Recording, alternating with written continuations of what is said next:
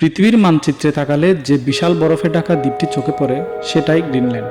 Greenland কোনো স্বাধীন রাষ্ট্র নয়, ডেনমার্কের অধীনে একটি স্বায়ত্তশাসিত সরকার এখানে দাপ্তরিক কর্মকাণ্ড পরিচালনা করেন। এই দ্বীপটি কেন হঠাৎ যুক্তরাষ্ট্র, চীন, রাশিয়া আর ইউরোপের মতো শক্তিধর দেশগুলোর নজরে পড়ল?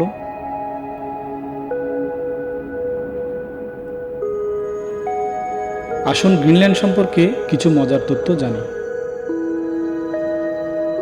গ্রিনল্যান্ড পৃথিবীর সবচেয়ে বড় দ্বীপ। সেখানে শীতকালে সূর্যের দেখা পাওয়া যায় মাত্র 3 ঘন্টা।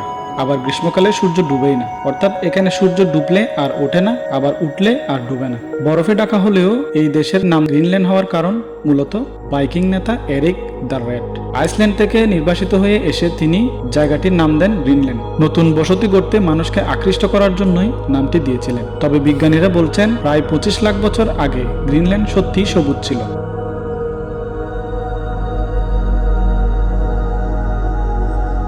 গ্রিনল্যান্ডের জীবন খুবই আলাদা। সেখানকার বাসিন্দারা খুবই শান্ত এবং ধীরস্থির।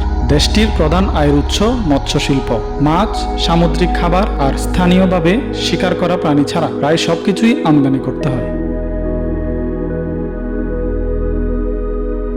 বিশ্বের বিভিন্ন উন্নত দেশগুলোর মতো গ্রিনল্যান্ডেও আধুনিক প্রযুক্তির ছোঁয়া আছে। গ্রিনল্যান্ডের রাজধানীর নাম নুক। দেশটির মোট জনসংখ্যার প্রায় 4 ভাগের 1 ভাগ বাস করে রাজধানীতে। আকারে ছোট হলেও শহরটি বেশ প্রাণবন্ত। এখানে আছে জাদুঘর, আধুনিক ক্যাফে, ফ্যাশন বুটিক। মজার ব্যাপার হলো এত বড় ভূখণ্ড, কিন্তু এক শহর থেকে আরেক শহরে যাওয়ার কোনো সড়ক বা রেললাইন নেই। শহরের ভেতরে কিছু রাস্তা থাকলেও সেসব শহরের সীমানা পেরোয় না। শহর থেকে শহরে যাতায়াতের জন্য ব্যবহার করা হয় প্লেন, নৌকা, হেলিকপ্টার, স্নোমোবাইল বা কুকুরের টানা স্লেজ। গ্রীষ্মে নৌকাই সবচেয়ে জনপ্রিয় বাহন।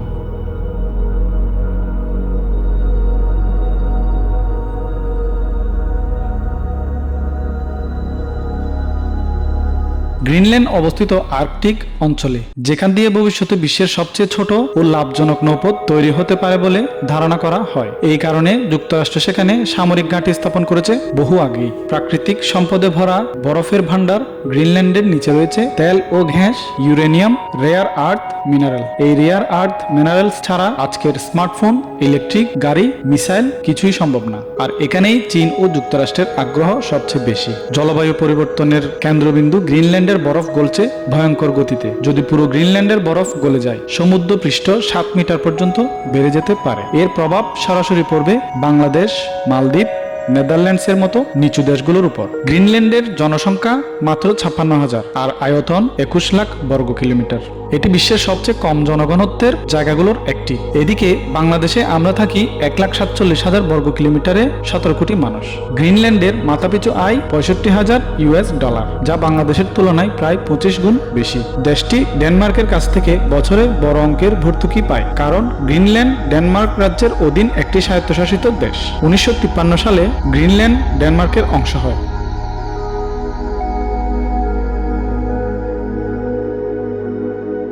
প্রাকৃতিক সম্পদের সঠিক ব্যবহার এবং ভূগর্ভস্থ প্রাকৃতিক সম্পদ উত্তোলন করতে পারলে দেশটির অর্থনীতি রাতারাতি পরিবর্তন হয়ে যাবে এবং দেশটি হাজার হাজার বিলিয়ন ডলারের অর্থনীতিতে পৌঁছে যাবে। এই জন্যই শক্তিধর দেশগুলো প্রতিযোগিতায় নেমেছে কিভাবে এই গ্রিনল্যান্ড দখল করা যায়। এই দেশে খুব অল্প সংখ্যক বাঙালি আছে। মূলত ডেনমার্ক হয়ে যাওয়া শিক্ষার্থী, গবেষণা ও প্রযুক্তি সংশ্লিষ্ট মানুষরাই সেখানে থাকে। গ্রিনল্যান্ড আজ শুধু একটি বরফের দেশ নয়, এটি ভবিষ্যৎ পৃথিবীর ক্ষমতার মানচিত্র। আশা করছি দেশটির জনগণের ভাগ্য পরিবর্তন হবে এবং তাদের সাথে খুব খারাপ কিছু না হোক। দেখা যাক দেশটির ভাগ্যে কি আছে। আজ এ পর্যন্তই। আশা করি তথ্যগুলো জেনে আপনারা উপকৃত হবেন। এরকম তথ্যবহুল ভিডিও আরো পেতে ফলো এবং সাবস্ক্রাইব দিয়ে আমাদের সাথে থাকুন। ভিডিওটি ভালো লাগলে লাইক, কমেন্ট, শেয়ার করতে ভুলবেন না। ধন্যবাদ।